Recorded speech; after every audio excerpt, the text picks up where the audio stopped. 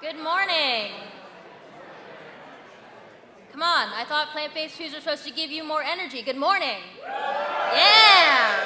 All right, it is my sincere pleasure to welcome you all to the first ever Reducetarian Summit. Before we get to the good stuff, I want to share some logistical information that will ensure that we have the best next 2 days possible. First, as I get started, would you please take out your phones? Yes, I am actually giving you permission to ignore me right now. And go to slido.com and enter in the hashtag Reducetarian when you get there. If you need the Wi-Fi, they're posted on the walls. You'll also see them posted throughout the rest of the space. Please note that password will change over tomorrow, and we will post the new password, but it's not a trick. Okay, so type hashtag Reducetarian as you get in, and we'll come back to that later. I'm going to go over some other logistical stuff first. So, important stuff, food and coffee. We've got coffee all day going on in the lounge across the way. And Fresh & Co. is doing delicious breakfast and lunch. I'm sure you all tried those amazing coconut yogurt parfaits already. And we'll also have snacks throughout the day from some of our other awesome partners.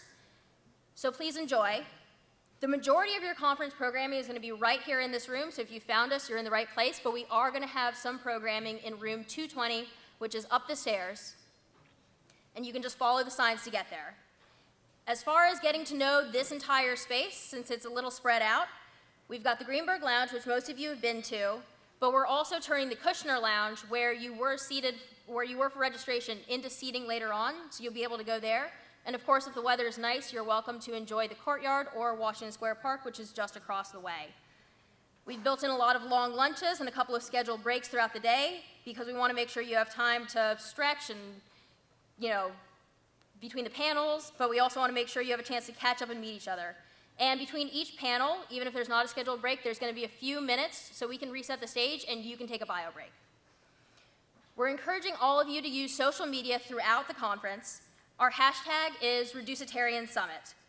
We've also got in the lobby some information about social media giveaways, so make sure that you get a part of those to win some awesome prizes. And we have a great photo booth in the Greenberg Lounge with some cool signs, so snap some pics and share them online so we can all have them for posterity.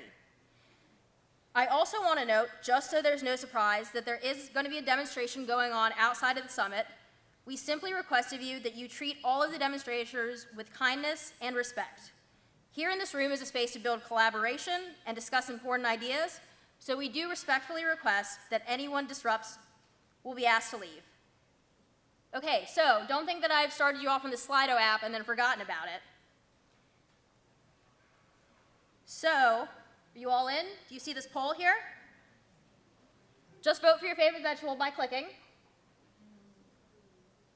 We're getting votes in already, and it's changing. So, this is Slido. You can engage with it in the polls this way. Oh, we've got changes. Broccoli's in the lead. Nope, it's spinach. Anything could happen, and it's going to keep changing as you keep voting, so keep voting for your favorite one. So this is also the app that we're going to be using for Q&A. So anytime during the panel when you think of a question, even if it's in the first couple of minutes of it, go ahead and put it in, and it's going to get posted on this screen. You can also see the other questions that are being asked and upvote them to try to get them asked. And the moderator will be taking your questions through that app. Lastly, if at any point during the conference you have questions or you need help, don't hesitate to find me or any of the other staff. They're the folks that you see around the room in the bright green shirts. If you don't mind waving. Thanks, everyone. We're all here to make sure you have a great time. So let's get this thing started for real. To provide some welcoming remarks, please allow me to introduce Tiffany Chong, the Director of Marketing at Fresh & Co.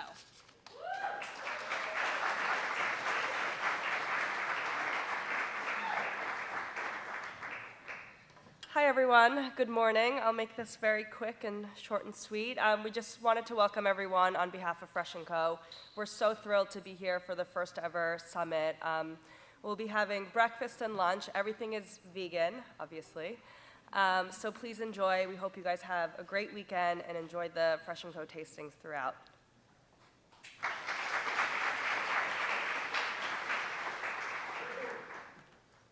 And now, to really get us started, is Brian Cateman. As some of you know, he's the co-founder and president of the Reducetarian Foundation and the guy who had the harebrained scheme to bring us all here together today. If you haven't met Brian yet, I strongly encourage you to find him and say hi at some point. His jokes are great, and he knows all of the good vegan restaurants in the area. Also, he just published his first book, The Reducetarian Solution, which features the writing of many of the amazing people in this room today. It would super embarrass him if you asked him to sign it. Not that I'm encouraging that or anything. Without further ado, it is a true pleasure to introduce to you my friend and colleague, Brian Cateman.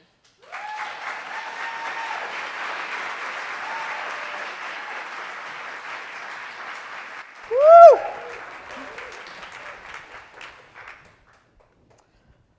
Oh my goodness, welcome to the first ever Reducetarian Summit.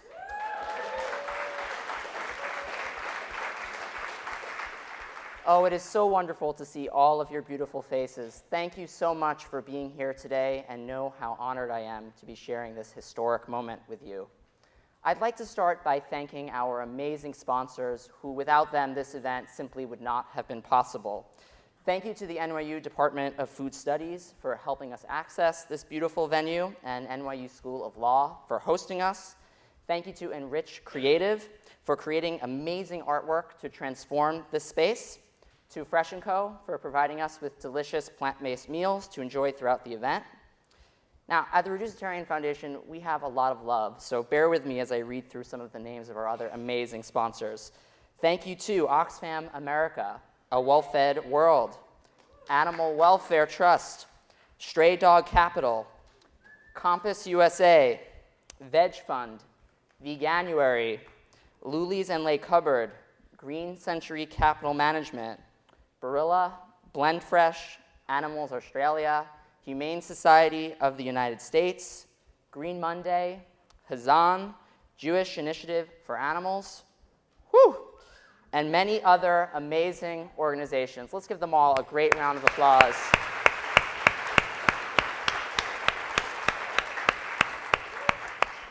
It is truly through all of your support that we were able to provide so many student scholarships to ensure that we keep welcoming young people into the movement. So thank you again. Also thank you, one more, why not? Thank you to all of the amazing plant-based companies that donated snacks, which you also get to enjoy throughout the event. Truly, from the bottom of our hearts, we are so grateful for all of your support, allowing us to be here today. So I'm going to keep my remarks relatively brief, but I did want to take a moment, given this is our first summit, to tell you a little bit about how the Reducetarian movement got started, why it is that we're bringing you all here together today, and what we might hope to achieve throughout the summit. So let's see here.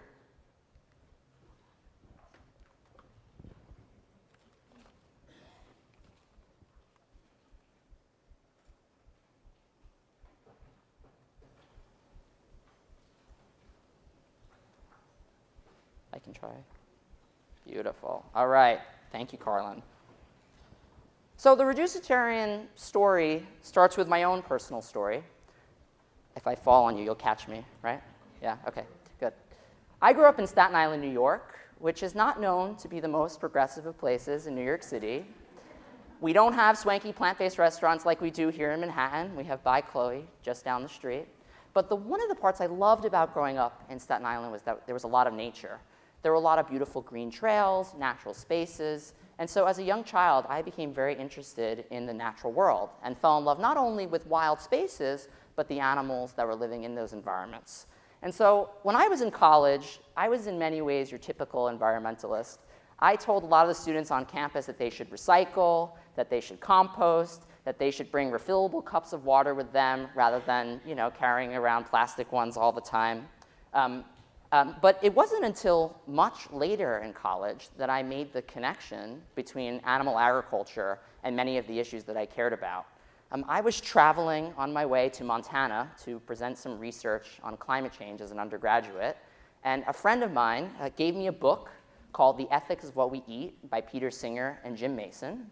And it was a little bit awkward, I have to admit, because I was eating a hamburger at the time on the plane. It's possible my friend was giving it to me in sort of jest, but I did read the book on the plane, and to be honest with you, it blew my mind because I just had never thought about factory farming. And of course, factory farming touched upon so many of the issues that I already cared about, like climate change and biodiversity loss, But there were also new issues that I was learning about, like how factory farming is responsible for the poor treatment of billions of animals and how eating too many animal products was hurting many of our health. And so when I discovered this, my mind was blown. And I was the kind of person who wanted to live a life that was in line with my values. And so I said, you know what? I'm going to become vegetarian. And you have to understand, this was a big deal for me, okay? I grew up in Staten Island. I went out to eat with my family. We'd go to Applebee's, I'd get a steak. We'd go to Chili's, I'd get buffalo wings, right? We know, certainly many people in this room are concerned about environmental issues or ethics or animal issues, right? Health. But most people are not. Most people choose food primarily based on price, on convenience, and on taste, and to some extent, social norms, what other people are eating around us. And so despite all these facts, I wanted to go for it. I wanted to be a vegetarian. And it went really great. I mean, I was happy that I was living a life that was in line with my values. I was energetic. I was enjoying trying new plant-based foods, foods that I had never had before. But I have to admit that I wasn't always perfect about it. I remember there was a moment at Thanksgiving where I had grabbed a little piece of turkey under pressure from my family to try some of the food that was on the table. And I remember my sister kind of calling me out on it. She said, "I thought you were a vegetarian, Brian." And I said, well, you know, it's not about being perfect, right? It's being vegan or vegetarian or cutting back on the amount of animal products that we consume is about trying to eat as many foods that are good for our health and good for the planet and are good to animals too. It wasn't about being perfect or pure. I had another moment a few months later where I was out to breakfast with some friends, and my friend was like, "Brian, just try a little piece of bacon." And I did. And as a self-identifying Jewish vegetarian, I think this might have complicated matters a little bit more. And so I said, look, it's not about being perfect, it's not about being pure. We should have as many plant-based meals as possible. And in fact, of course, there were going to be some people who were motivated by vegan messaging, vegetarian messaging, and we absolutely should promote those messages because that's a great way to reduce societal consumption of animal products. But there were many other people. For example, the typical American eats 275 pounds of meat a year. And so if we can simply encourage them to cut back on the amount of animal products that they consume, at least to start, that was going to make a huge difference. But all the same, I got called out too many times. And so I said, you know what, let me go home and see if there's other words that describe who I am. And there were. There are these amazing words, right? Semi-vegetarian, flexitarian, mostly vegetarian. You probably have heard of these terms before. And they all mean the same thing. They describe people who primarily eat plant-based foods, but occasionally include animal products in their diet. And those words sort of worked for me. That got at what I was going for. But they still felt a little like they were focusing on my transgressions, right? I was doing so good in comparison to the average person, and I wanted to be celebrated for that. And most importantly, I wanted to celebrate other people. I wanted them to encourage them that they should feel really good for cutting back on the amount of animal products that they consume, for taking the first step, even if they weren't yet a flexitarian or a mostly vegetarian. And so in collaboration with my friend, Tyler Alterman, who was having a similar challenge in sort of communicating some of our ideas around our diet, we thought, well, is there a way that we could encourage everyone, or as many people as possible, to cut back on the amount of animal products that they consume? And this includes red meat, poultry, seafood, eggs, and dairy. And we also wanted to bring together the entire, essentially, world, as many people as possible, whether you were a vegan or a vegetarian or simply someone who was excited to try to decrease the amount of animal products that you were consuming. You were on the same team. We were all on the same team of people that wanted to end factory farming and wanted to reduce our reliance on conventional animal agriculture and to take action by making some changes to our diet. And so it may seem like we didn't spend much time trying to think of a word that would describe someone who was reducing the amount of animal products that they consume, but we did, and we came up with the word Reducetarian. And it was meant to do exactly that, encourage as many people as possible to reduce the amount of animal products that they consumed. Part of that was being vegan or vegetarian, right? Because we know that vegans and vegetarians are Reducetarians. It's just that they have reduced their animal product consumption so effectively that they eat none at all. And if a person wasn't ready to go vegan or vegetarian, they can simply start by cutting back on the amount of animal products that they consumed. So I think that there are four sort of tenets of Reducetarianism that are useful for conversations around dietary choice, but they're also broader. They're sort of perfect for this kind of venue where we're thinking about how we can not just worry about changing individual diets, but also some institutions and other larger tools and strategies that we might use to reduce societal consumption of animal products and end factory farming. So the first is that it's not all or nothing. We have this idea when it comes to meat consumption that you're either a meat eater or you're a vegan. But we know this is simply not true because we make choices about food every day. And we want people to recognize that it's not all or nothing.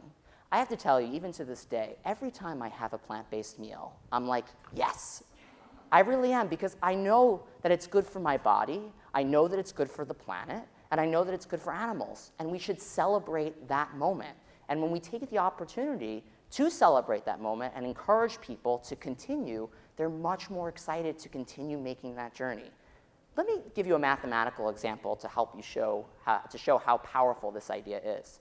Now, again, there are going to be times where the vegan and vegetarian message is going to work and resonate. And so it's not about either or. We want to make room for as many approaches as possible that's going to create our shared goal of reducing societal meat consumption and animal product consumption.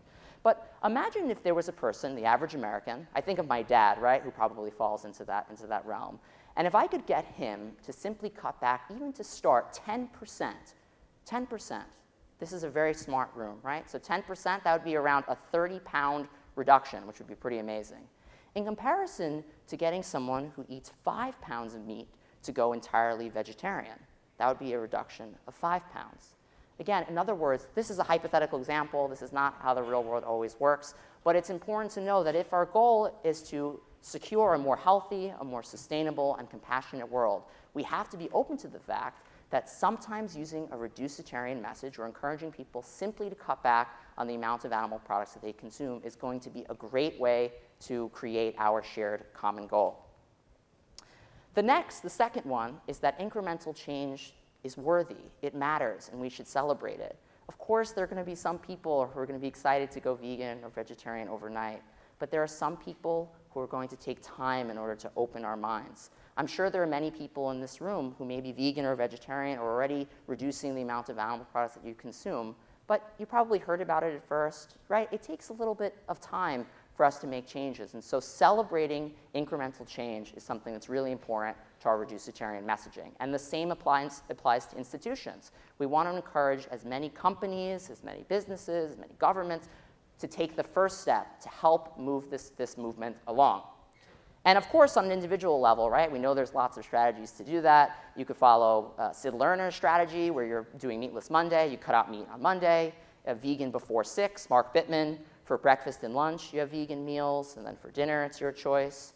You could do Graham Hill's approach, weekday vegetarian, nothing with a face, Monday through Friday.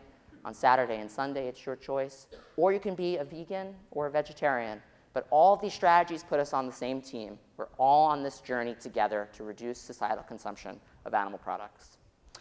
The third is that all motivations matter. This is such a wonderfully diverse audience, and I bet many of you are here for a variety of different reasons. Whether you're concerned about the environment, whether you're concerned about human health, or animal welfare, or food technology, or if you just want to save money because you know that plant-based ingredients tend to be cheaper. Whatever your motivation is, it matters, and we should all celebrate those motivations and commend each other.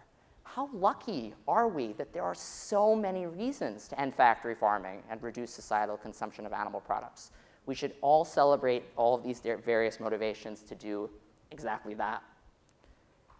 Now, this is by far the most important tenet, particularly of today. We are all on the same team. We all are here with different perspectives around animal agriculture. Some think there shouldn't be any use of animals at all. Some think it's okay if we treat animals a little bit better, right? We all come at this at different angles. Whether you're an environmentalist or an animal advocate or a human health expert, we are all very much on the same team. And here's really the secret. We need each other. In order to make this happen, in order to end factory farming and reduce societal consumption of animal products, we have to work together. We have to find ways to collaborate, to form partnerships. That is the only way we're going to make this happen. And so I want us to recognize that even though we might have small differences, we should focus on our commonality. And we agree on a lot. And that is an incredibly important thing to keep in mind as we have discussions throughout the summit. Now, I think this slide is a little bit controversial, but I think we had to include it, particularly as you heard from Carlin earlier. There's a planned protest outside, or there could be a disruption. The opposite of working together is a term I've recently come across called horizontal hostility. Freud called it the narcissism of small differences. Horizontal hostility is a new word that I recently came across and that psychologists have been using for the past few decades. But it essentially describes a phenomenon in which people who have a lot in common get bogged down in their differences. And they get bogged down in their differences to such a degree that they lose sight of all that they have in common already. And moreover, they elevate these differences to such a level that they think it's on par with, or even greater than, someone who is diametrically opposed to their views altogether. Now, there are really fun examples like this. I drank soda a lot when I was growing up, and I remember having super intense conversations around which drink was better, Pepsi or Coke, right? I'd say Pepsi, the other person says Coke, and you have this really intense sort of debate, even though there's so much in common between the two. And then imagine a third person would come into the conversation and say, actually, my favorite drink is Sprite. The level of intensity you feel with the person, two people who have Coke and Pepsi, is so much more intense than any kind of intensity you might have with someone who likes Sprite, right? Because it's in a totally distinct category. Maybe that's not so easily accessible as an example, but is there something that happened perhaps in our past political election cycle that reminds you of this? And I see a lot of people nodding, right? We know that there was a lot of attention placed on the differences between Bernie Sanders and Hillary Clinton, even though, of course, they had their differences, but they had a lot in common in comparison to Donald Trump, who in many ways had nothing in common with them all. So all of this is to say that we should do everything we possibly can to resist horizontal hostility. We should focus on where we agree. And I really want to prove this to you, so I want to take a poll. How many of you would be excited if we reduce societal consumption of animal products by at least 10%? At least 10%. So if you're excited about a vegan world, you fall into that category, right? Okay, let's try one more. How about a world in which we reduce societal consumption of animal products by 25%? 25% or more. Okay, I'm going to try this one last time. Can we push it a little bit further? Would you be excited about a world in which you reduce societal consumption of animal products by 50% or more? Keep your hand up and look. Look at this beautiful room. Look at these beautiful faces, these beautiful hands in the air. Appreciate that you're in a room where everyone agrees that reducing societal consumption of animal products by at least 50% would be a wonderful thing. That's extraordinary. And even more importantly, realize how difficult that's going to be. That is not going to be easy at all. Reducing societal consumption of animal products by 10% is going to be difficult. And I think what guarantees that we won't be successful is if we don't work together.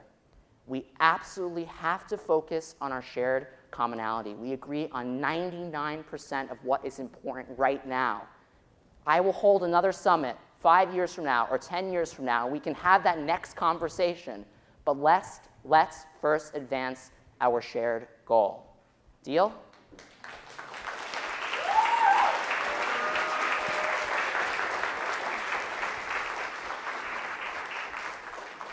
I'm just going to reiterate this point one more time.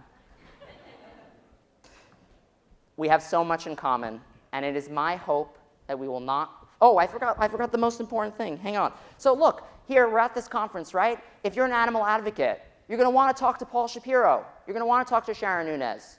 If you're an environmentalist, you're going to want to hang out with the NRDC folks and with the Greenpeace folks. If you're a human health expert, hang out with Peggy New and Meatless Monday and with the John Hopkins folks.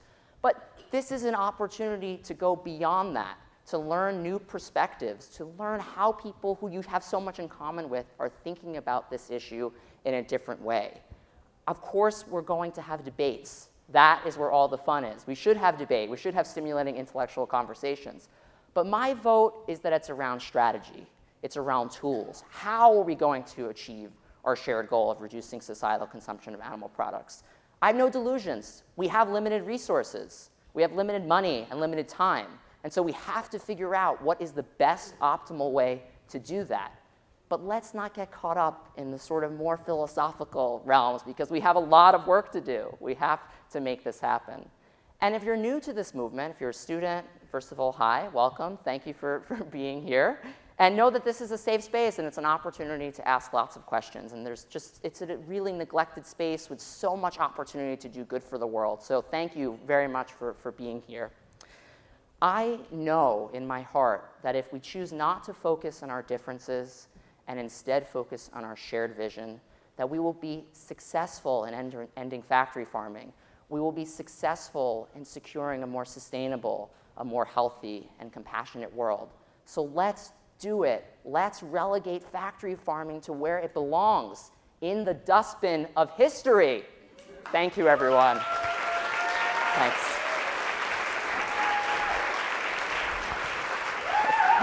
Thank you.